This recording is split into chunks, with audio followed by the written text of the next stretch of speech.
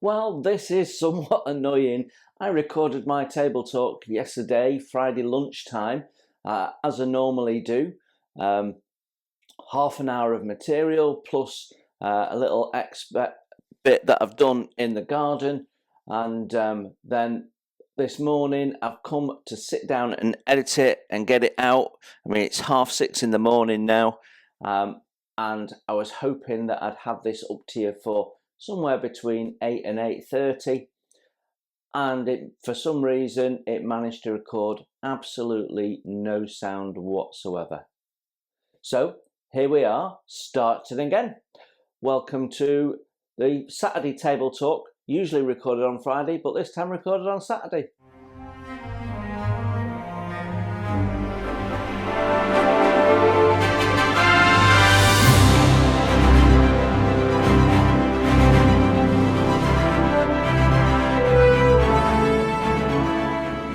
Well, there you go. Technology, sometimes it doesn't work in your favour, but that means instead of getting paint on my goater, I'm talking to you guys. But actually, I really quite like doing that. For a minute, I thought, shall I do a voiceover? And then it occurred to me that doing a voiceover on someone that's talking is going to look very weird.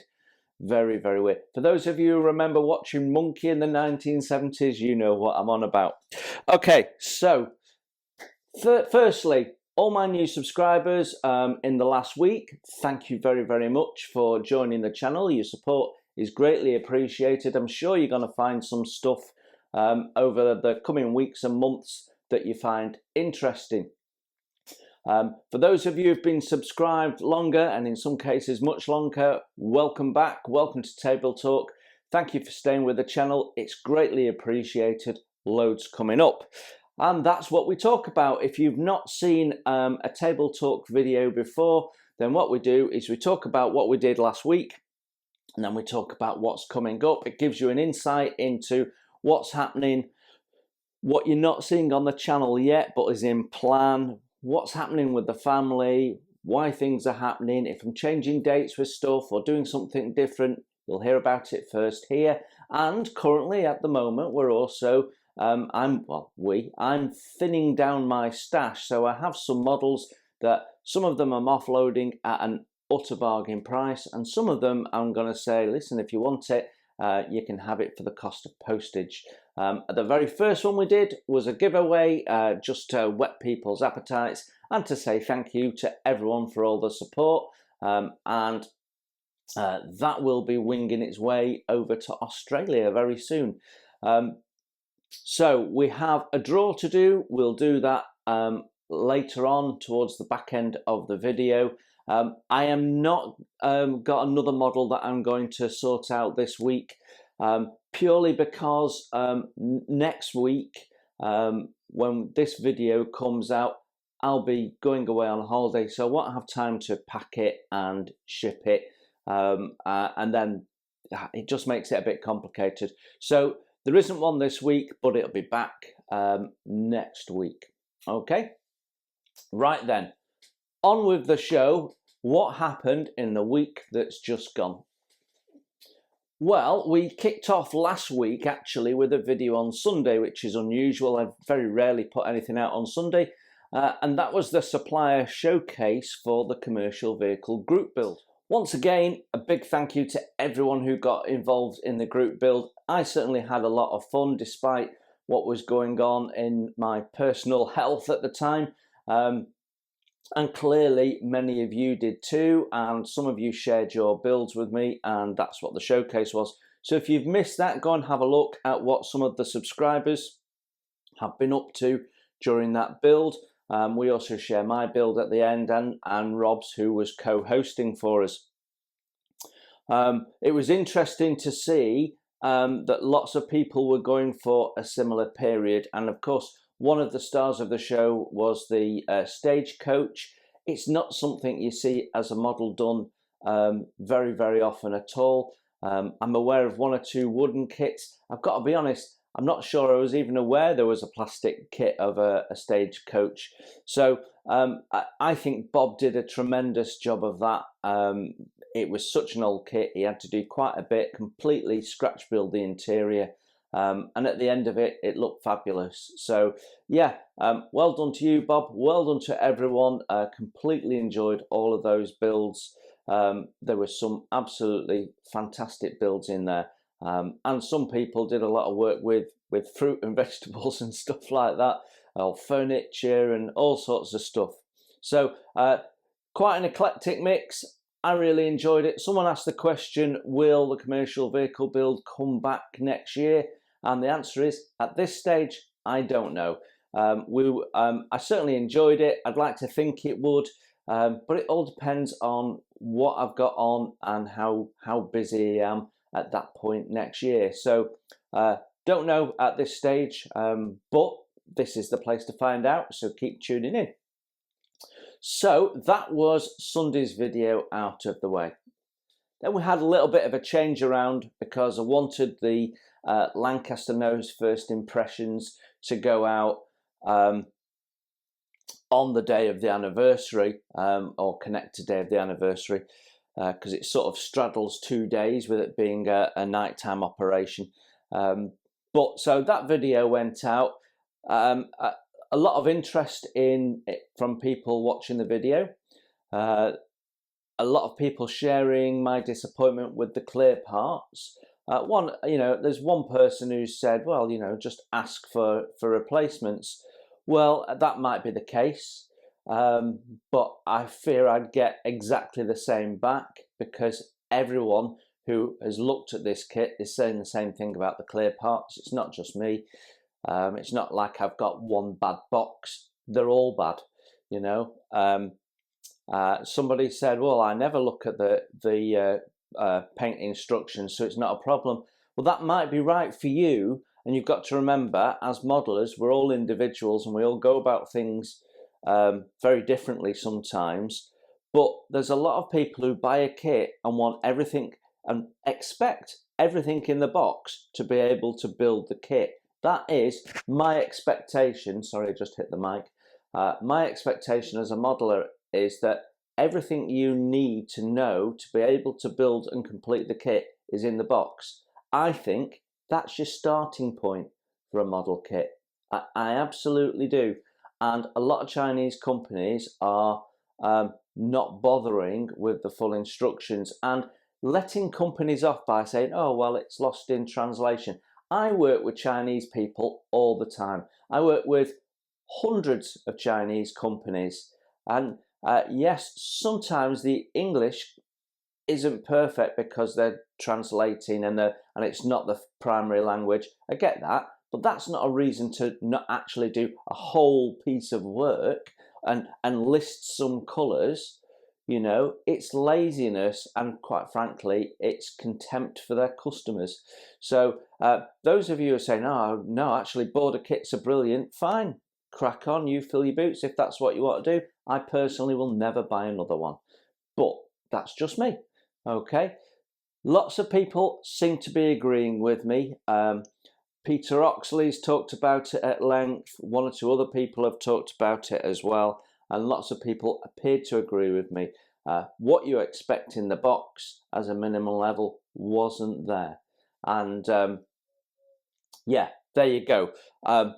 My job when I do a first impression is just that, to give you my honest view of what is in the box, because that helps you make a judgment on whether you're interested in the kit or not. And even going into a shop and rifling through the bags of parts, you don't always get a good impression of how this is done. If the packaging's got lots of sponge wrap and stuff like Trumpeter does, you don't get to see all the parts. So for me, I personally think in-box kit reviews have a lot of value and help the modeler immensely, and I try to do them impartially with as much detail as possible. Now, that was my first border kit review. Unfortunately, unless someone gives me a kit and says review this and then send it back to me, it's likely to be my last one, because I ain't buying any more. Everything you've ever seen reviewed on this channel, I've purchased with my own money, not given to me by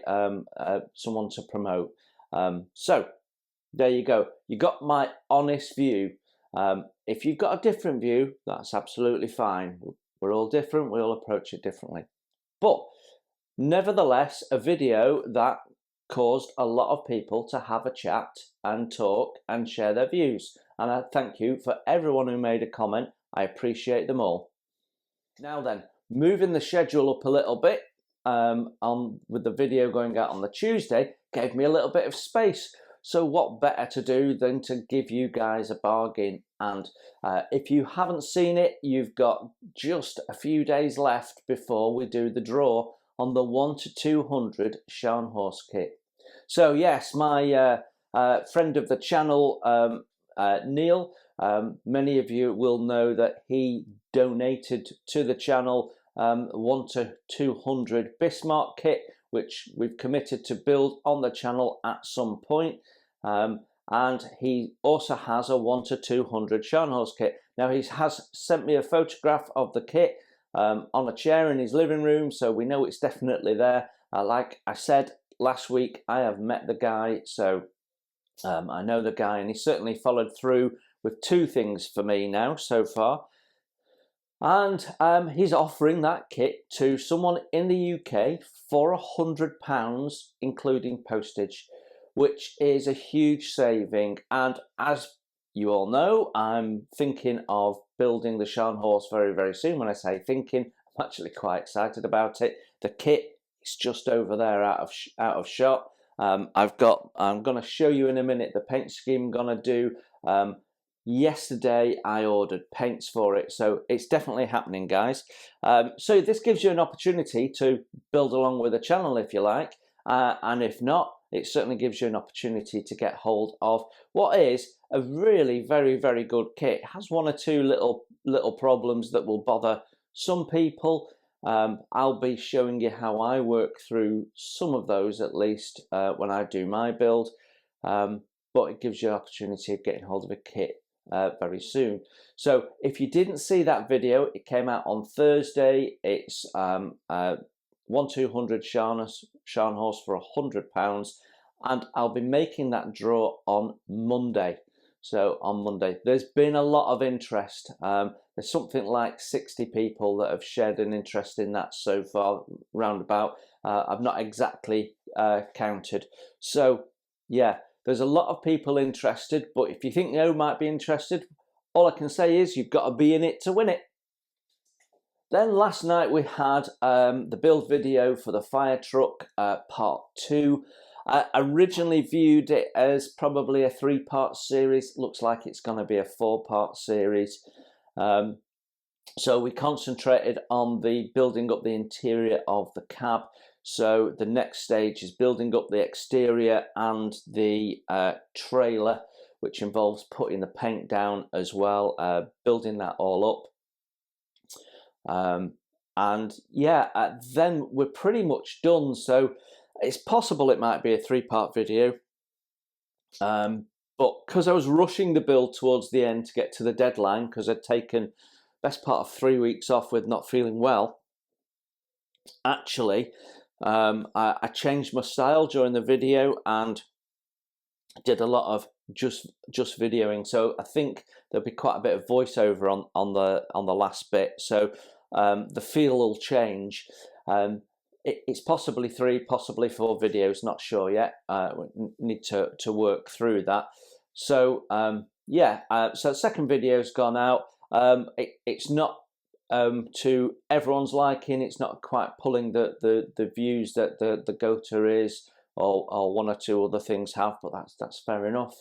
You know, as modelers, we've all got different interests, and you're not gonna hit something that everyone's or a large body of people are interested in every time. But I go back to, I've said this many times before, this channel is about me working through my stash, not much more. I like to share my view on kits, on how I go about doing things on the way, and I also pick up tips and tricks from you guys as well, and sometimes we then try them out on the channel. So yeah, it's just a lot of fun, really. And I enjoy doing the videos as much as I enjoy building the models, which is saying something, considering that this hobby of mine is what, 47 years old and carrying on. Yeah, that's a lot to say. Anyway, that build was out, so that's this week done. What's coming up next week? Well, let's actually talk about the next 2 weeks, as that covers my holiday as well. So next week on Monday, we're kicking off with some photo etch. So it's an Eduard photo etch product review for a 135 scale vehicle that was one of the most anticipated and popular 135 kits of last year, and a fairly new release of photo etch, so only in the last couple of months or so. So that should be interesting, especially if you like your 1 to 35 scale stuff. So yeah, look out for that on Monday. And then on Wednesday, yeah, so Wednesday is the 82nd anniversary of the sinking of the Hood, and as many of you know, I have a family connection to that event, the Bismarck Chase at both ends. I have family members involved with the sinking of the Hood and the sinking of the Bismarck. So always been very interesting to me, and I have the 1 to 200 scale trumpeter Hood kit. It's going to be a complete labour of love for me when I come to build it. I have the Pontos set for it, I have the trumpeter upgrade set for it, and I have the Eduard etch set for it. So we're doing the first impressions of that on Wednesday on the anniversary. It's the longest single video I've ever released. Normally, I split a video that is this long. It's about 1 hour and 50 minutes. Normally, I split it into 2 parts, but a video that is just going through the instructions is perhaps a little bit boring in its own right. And a video that just goes through the kit parts and then the aftermarket felt a bit disjointed if there's no instructions. So I've just put it together, and you guys can pause it when you need to make a brew and watch it in as many parts as you want. So there you go. It's all in one piece. You watch it and break it down as you feel the need. But we'll go through the instructions. We'll go through what's in the box, look at the hull, look at all the plastic parts. I'd never taken them out of the bags before. I got the Hood kit when it first came out, so it's what, 6-7 years old now, something like that. And I never opened the bags. So we'll do that, and then we'll talk about photo etch. I did do a comparison video of the Pontos versus the Eduard photo etch. So that's in I'm not sure which playlist it's in because it's before I was doing product videos. But if it's not in a playlist, there's a link at the end of the video, so you'll be able to go and have a look at the aftermarket in more detail than I go through in Wednesday's kit review. The only thing that I don't review is Nigel's resin funnel. So I have that kit. He has an update for one of the funnels that is smaller than it should be, but although you can still buy the resin parts from Nigel if you wish to, if you reached out to him, he could do that. He doesn't have any more of the Pontos photo etch upgrade sheets, so he can't offer you the full kit. But yeah, it's all reviewed for you and it's about 1 hour and 50 minutes, as I say. So you know, put it on while you're doing something else and watch the bits you're interested in. But yeah, out for the anniversary, and that's another kit out of my stash reviewed. So we're getting towards the end of them, which is why we're generating some money to buy some more. Nightmare. So Friday will be Gopher 7, and I think that is dealing with painting the inside of the cockpit, bringing the cockpit fuselage 2 halves together, and I think we're also looking at building up the engines. Now I say think, I've not finished editing it yet, so yeah, I think building up of the engines as well, which will leave building up of the wings and bits and pieces that are all done to the 8th part of that video series. So yeah, that's what's coming up on Friday, and then we'll be back to another table talk. So the following week, I'm on holiday, so I'm away with my girls and my partner Paula. We're going down on the Sunday. We're going down to Wiltshire and visiting the village where my grandparents lived, and gonna go and visit my grandfather and grandma and grandfather's grave. Have a walk around the village, have a spot of tea there, probably catch up with a friend in the village, hopefully. And that's Sunday. Then on Monday, it's a bank holiday here, so the traffic will be a bit mad. So that gets me a lot closer to London, because I'll be just outside Swindon. So a couple of hours to get myself to Wimbledon, where we're staying for the next few days, exploring London. So kids have got a little bucket list of things that they want to do, but it's also Alice's 11th birthday. And for Alice's birthday, we're treating her actually to going to Warwick Castle for the day. She's going to have a go at archery, see some falconry, explore one of the most complete medieval castles in the country. So it's an all-day event. So the back end of that week, we're going to do that. But the other thing we're going to do while we're in London is the War of the Worlds experience, which is one of the planet's greatest things to do, apparently. It's got virtual reality, it's got live actors, it's got Jeff Wayne's musical score, it's got rides, so you go right through this fully immersive experience. Never done it before. It's a little bit pricey, so might not do it again, but definitely an experience not to be missed. 3 out of the 4 of us are all really into our War of the Worlds and our music, so I'm expecting that most of us are going to really love it, and even the person who's not that bothered about it is probably going to find it at least a unique day or half day. So got lots of things that we're going to do. London Eye, the Sky Gardens, which are in the top of the walkie-talkie building. Kids want to see the crown jewels. I guess the coronation and stuff has inspired them to find out a little bit more, which means we'll do the Tower of London, which I've done once before, but many years ago. Kids had never done. So lots of bits and pieces that we'll be doing, including Churchill's War Rooms, which I've never done. We keep saying we're going to do, and we don't, but we actually absolutely are. I've already booked the tickets, so there's no getting out of it this time. We're going to miss changing of the guard again. I didn't realise, but they don't do changing of the guard every day.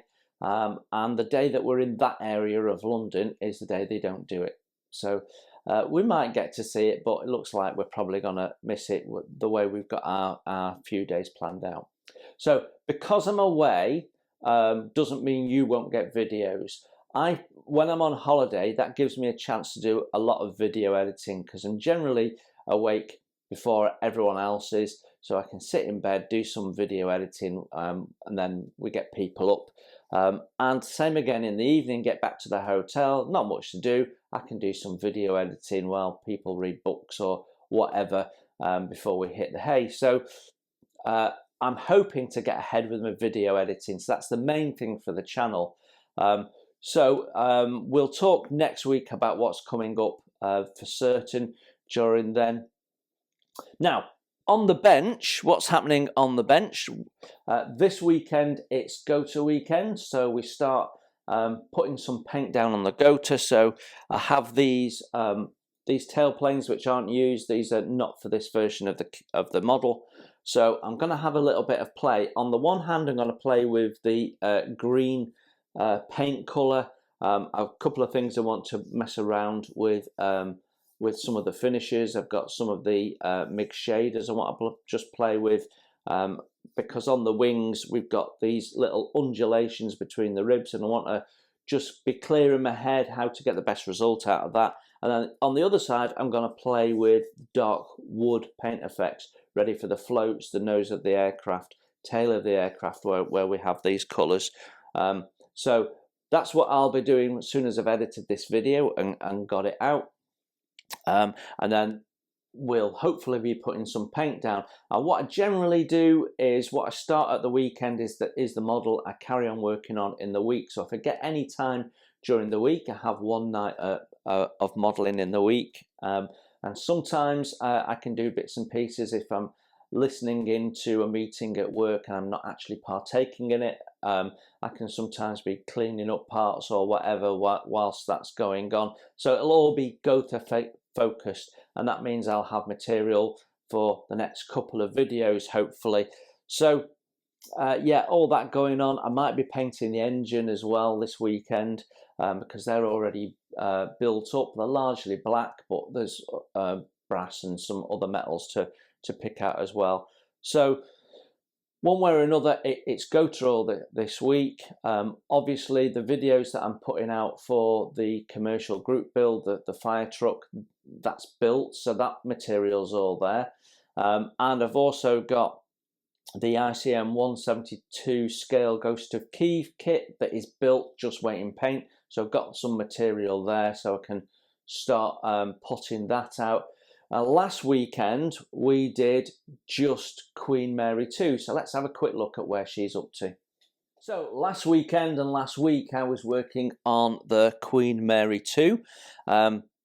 So we've got all the balustrades in, the clear parts that go in here.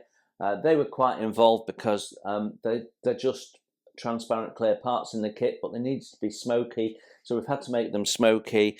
Then we have to paint in all the little black stanchions, then we have to paint in all the mahogany dark wood top rails, and then we have to glue them all in. So there was quite a bit of work. I mean, it was almost the full weekend doing that. I did do one or two other bits in between bits drying, but it felt like a slog. And I've said before, some of this is very repetitive and time consuming for what becomes not much in the way of video length. But we also put in the glass elevator there, and the glass in the eating area. So these are all dining rooms of various types. Completed the black paintwork that wraps around there. It looks a bit like an Egyptian mummy's death mask, but emulates another ship. And we've got all our top structures sort of built up and painted white. This one is now glued in, so we've put taken everything off, put the doors on, put the handrails on. We've put the photo etch railings in around the front there. The funnel is done, built up, got the photo etch on, ready for paint, so that all gets painted black. So we've done that. We've laid paint down on the pools. They aren't finished. There's two pools there. They aren't finished by any stretch of the imagination, but the dark blue and the pale blue, in the case of these ones here, has been laid down. Currently working on the sports court. So there's a basketball court, tennis court.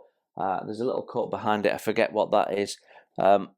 If you have the platinum kit, you get some photo etch to replace the clear plastic parts provided in the kit, which are a bit, probably the low light of the kit is those parts. But when it was just a plastic kit, it was the best way of them going about it, because obviously these all have nets.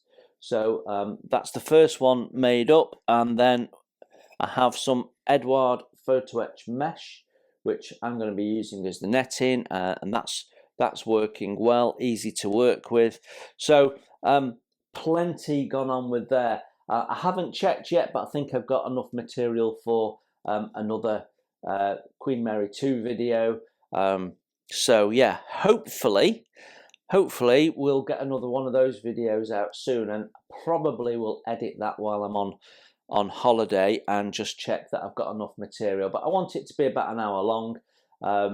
So yeah, so that gives you a bit of an update on the Queen Mary 2. So right now, 1 week I'm working on the GOTA, the next week I'm working on the Queen Mary 2. There's quite a bit to go on this, but you can motor through the photo etch fairly quickly, because I personally tend to paint most of my photo etch once it's glued in place. So all these little sub-assemblies, we can put the photo etch on, and it's all white, so it can be painted all in one go. So the photo etch along the top here isn't a big issue. The most involved photo etch is stepping down here at the back, where we've got lots and lots of chairs and stuff. Although saying that, there is some deck chairs to put along the promenade. And we've got lifeboats and things to do. So there isn't that much in the way of plastic parts left to do, but there's still a fair amount to do. So whilst that's in build and the goat is in build, we are finishing up the planning of the Scharnhorst. So I haven't finished constructing my Scharnhorst reference spreadsheet. Still going through all the photo etch there and trying to work out what is and what isn't in the instructions. But I have this, the anatomy of the ship. If you saw my original three-part first impressions of the Scharnhorst kit, you'll know that this is the book that I'm going to be using for reference material. I'm also doing some of my own research as well on the internet. I'm just immersing myself in it a little bit. But I have decided what paint scheme I'm going to do, and that's allowed me to make a decision on what paint scheme, what paint system I want to use, and I have ordered some paints. So just talk about that for a sec. The Scharnhorst paint scheme is going to be, let's see what it says, March 1941, Operation, oh no, it's on the wrong page, sorry. As soon as I said 1941, I thought that's not right. It's 1943, my paint scheme. Right, I've marked the page, so there we go. March 1943, that's better. Operation Paderborn, is that how you pronounce it? With exception of the white bow and stern, the battleship is painted dark grey. Turret tops are painted yellow. So that is what my model's going to look like, only it's not, because in the book it's not weathered, and in real life I am absolutely weathering this. So let's just talk about that very, very quickly. The reason why I've gone with the dark grey scheme is it's very different to any of the other German warship kits that I've got. So they'll all be primarily the more usual pale greys that you get. So doing one a dark grey, it's going to stand out as different. It'll look very different to the 1200 Bismarck, Yamato and Hood, which are all paler greys. So that's partly why. The yellow turrets, nice and bright and contrasting, and again a bit more unusual. And we've got the white ends, and it's at the two ends where you get most of the weathering. So yeah, I think it'll just stand out in my collection of kits. So when I can finally get the kids out of the house and have one of those rooms as a model display room, and put them on display, it'll look stand out against them. That's my thinking. So we are going to weather this, and I thought it'd be just interesting to talk about the weathering process. Now, those of you who were in the live chat yesterday, or read the live chat when you're watching the fire truck build part 2, you'll see in there was a conversation about weathering ships with my friend Peter at Ozscale Modelling, and there is a weathering rule for ships, and if you're not aware of it, it's a good way of managing how you don't overdo the weathering on a ship. So you can break the weathering of any ship, military or otherwise, into 3 sections. So first section is everything above the deck. Everything above the deck is usually fairly well maintained. When they're not in action, people are being detailed off to maintain the ship. That is what they're doing most of the time. You know, they're not sat there sunning themselves on the deck waiting for the day when they might go into action. They're being detailed off to maintain the ships, and that's common to all navies. The thing about ships is they're in salty water environments and they rust a lot, so there's a lot of maintenance to do, and everything from the deck up is well maintained. So most of your weathering is actually going to be rain staining and that sort of stuff, where you and you look at the pictures, you look at pictures of this ship and other ships, and you see rain staining on the turrets and various other structures as well. So, and on light greys, it shows up really, really well. On dark greys, not so much, but we will still add it on, and that's the rule for above the deck. The next section is the section of the hull, so deck down and above the boot line, so this little strip here in the middle. And it's an easy way of remembering it. Middle section, middle amount of weathering. So that's the section that gets less maintenance because it's less easy to get to. They've got to be in port for a period of time to get it done. So generally, it's a repaint of the ship, recamouflage, whatever, when that's being done. Now, if the ship's been swinging around in port for a year, like she did in France, then it's going to be fairly well maintained as well. But if she's been out at sea for 6 weeks, like she was at one point, then you can see real heavy wearing of the paintwork. You know, the motion of the sea batters the paint, wears the paint down. Previous camouflage schemes that are underneath the top coats of paint come through. You get battering, particularly around the bow where you get the breaking of the water. That wears the paint down. You get chipping. You get rust from the anchors going up and down. So you get rust spots along the hull. If she's been in contact with other ships, refueling or whatever, you might get a scratch on the hull or something like that. So a middle amount of weathering there.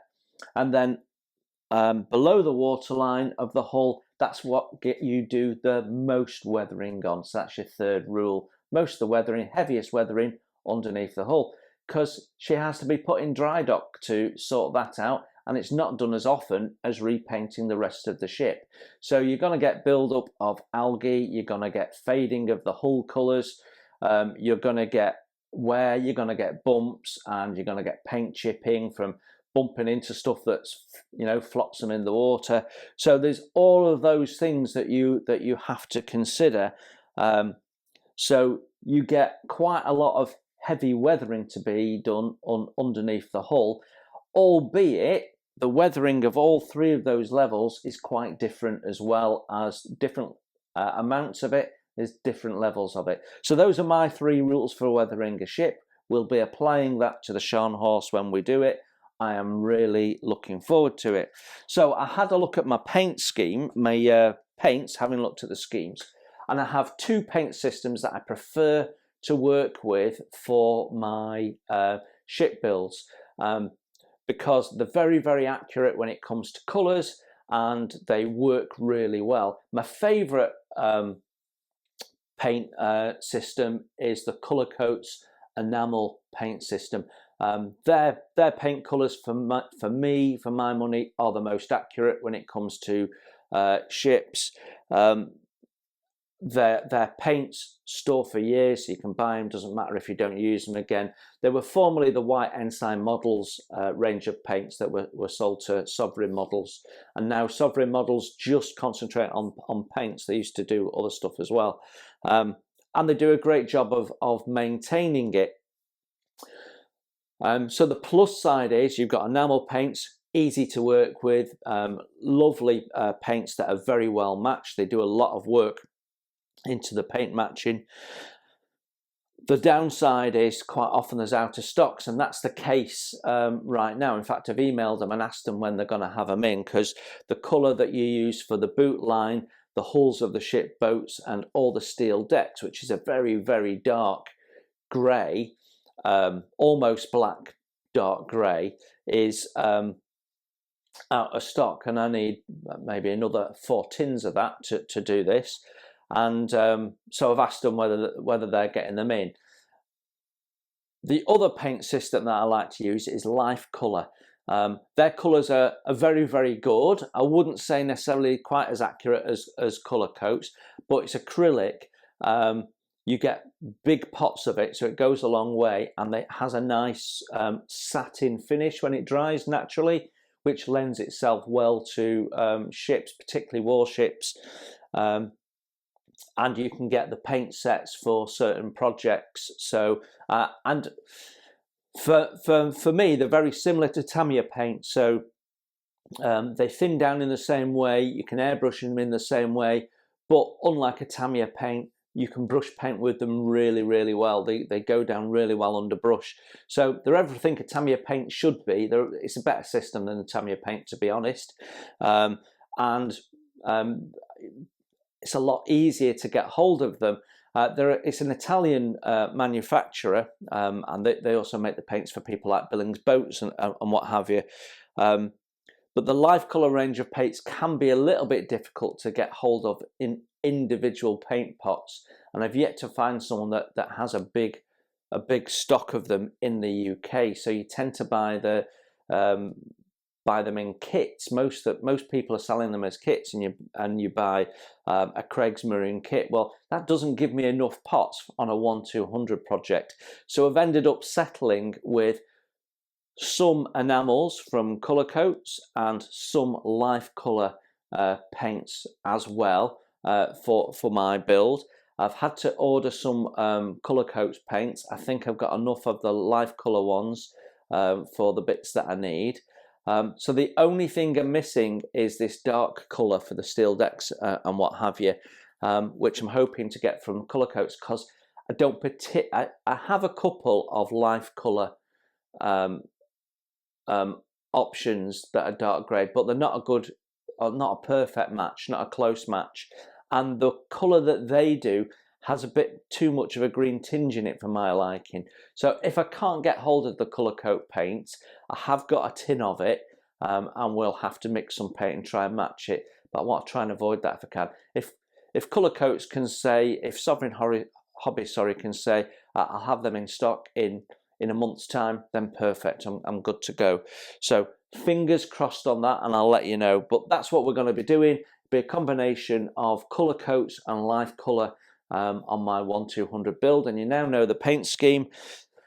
So yeah, with the white bow and stern, those are the two areas where we can do lots of weathering. I think it'll look really, really nice. So yeah, certainly getting there when it comes to the Scharnhorst build. I think let's see, we've got the kit, we've got the reference material, we've got the paints now almost. We've got the aftermarket. Only thing I've got left to do is think about the display base, and I think I know what I want to do with that. And I've also got the sea chests and modifications to the hull to think about. So I have managed to find someone who's built it and done some modifications, which was interesting. I think I know what I am doing and therefore what I'm not doing with the hull. I'm not doing everything that needs to be done, but I'm doing the most aesthetically noticeable things. So the bow shape is wrong. The line of the degaussing cable at the stern is wrong. It doesn't have sea chests. It doesn't have hydrophones. It doesn't have pitot tube launcher and pitot tube launcher. What am I talking about? That's on an aeroplane. The Paravane tube launcher, and the scuttles are largely in the wrong place. So those are the things I'm going to be changing. I'm not going to be doing hull shape or the shape of the bulges where the shaft lines come out. I'm not into that. But I think what we're going to do is mount it on a wooden base, sitting it low down, probably on wooden blocks. So it'll be easy to handle the model.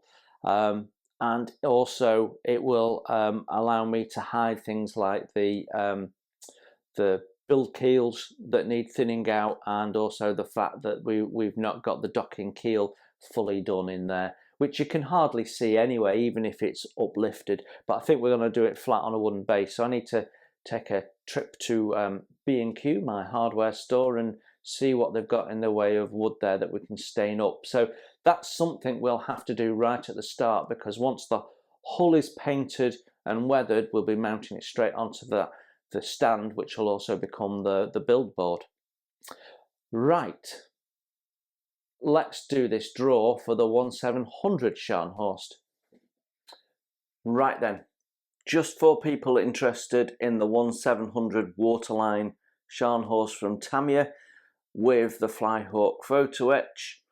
Hours of fun to be had with that. So, have my app, 1 to 4.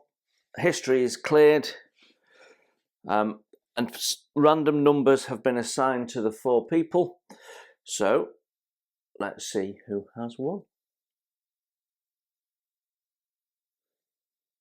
Number 4, and number 4 is Dave Pullen.